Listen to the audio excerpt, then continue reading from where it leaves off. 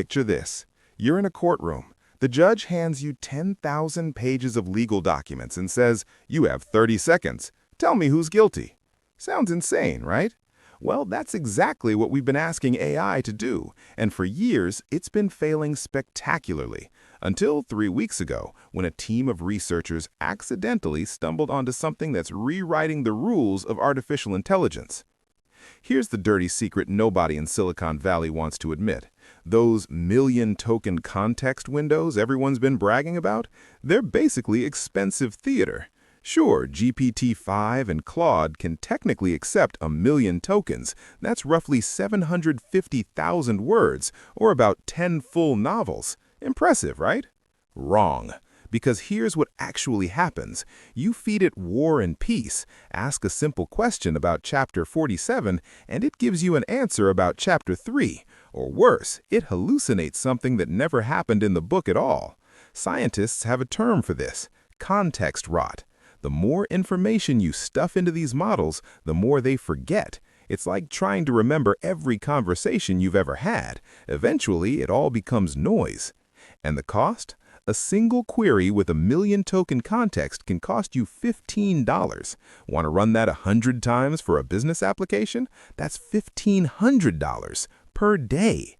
But here's where it gets interesting. A research team wasn't trying to build a better AI. They were trying to understand why AI keeps failing at long documents. And they discovered something profound. We've been thinking about this problem completely backwards.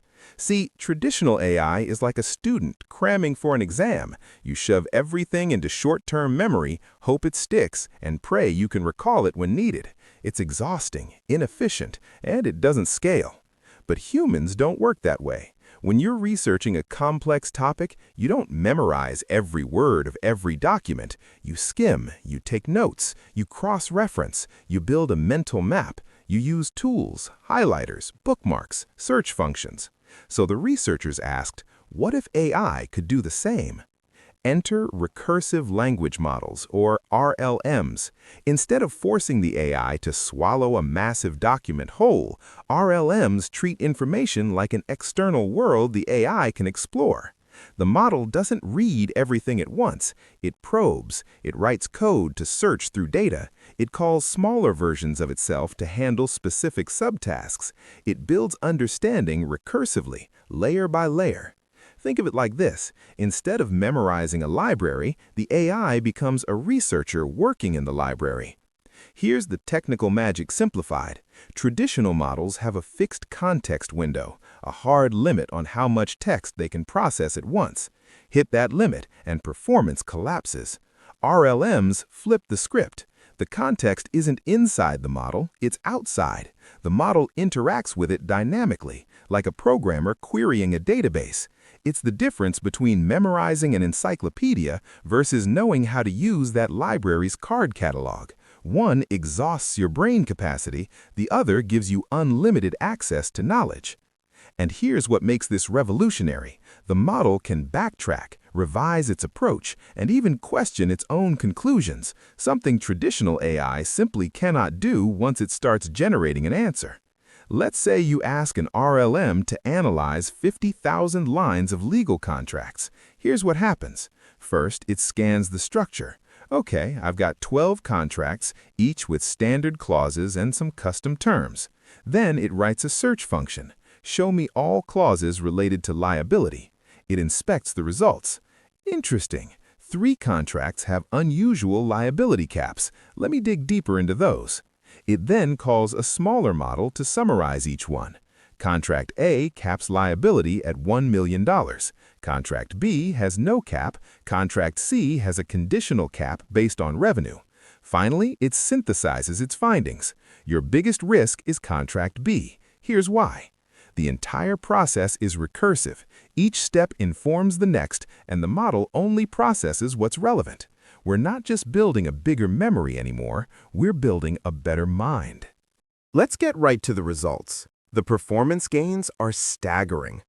On a benchmark called Infinite Bench, designed to test long context understanding, GPT-4 with a 1,000,000 token window scored 38% accuracy.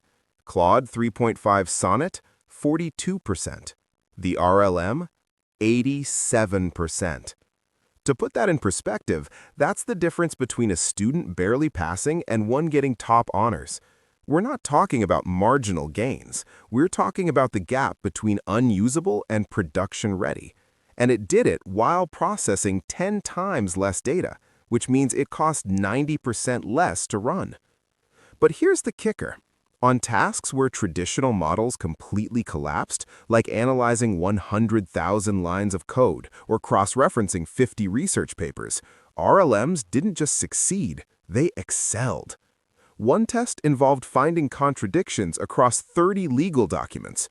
GPT-4 found 12% of them. The RLM, 94%.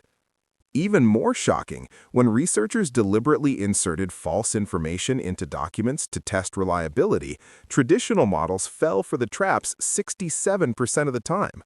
RLMs, only 8%. They're not just faster and cheaper, they're fundamentally more trustworthy. This is an incremental improvement. This is a paradigm shift. So why does this matter? For the past 2 years, the AI arms race has been about one thing: bigger models, bigger context windows, bigger compute. Google brags about a 2 million token window.